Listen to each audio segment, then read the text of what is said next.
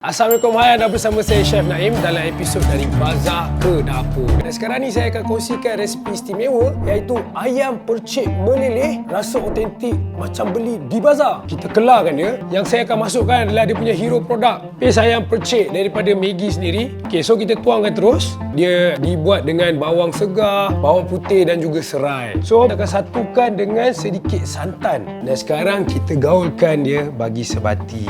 Okey, sekarang kita bakar ayam dalam air fryer kita. Siap. Jadi kita akan buat dia punya kuah percik pula. Menggunakan paste perapan Maggi air fryer ayam percik. Jom masuk terus. Kemudian kita masukkan sambal tumis pula. Tenang ya, ni dah siap tumis dah. Okey, kita masukkan santan, sedikit air dan kita kacau sikit. Kemudian kita masukkan dalam kuali kita ni. Sekejap lagi kita akan hidangkan bersama dengan nasi kerabu. Dah pun siap. Memang bau ni menggoda orang kata. Lepas tu kita hidangkan bersama dengan dia punya sos ataupun kuah percik dia tadi tu. Okey, jadi saya letakkan ni dia kuah percik. Dah pun siap. Dah azan. Masa untuk berbuka. Jom. Bismillah.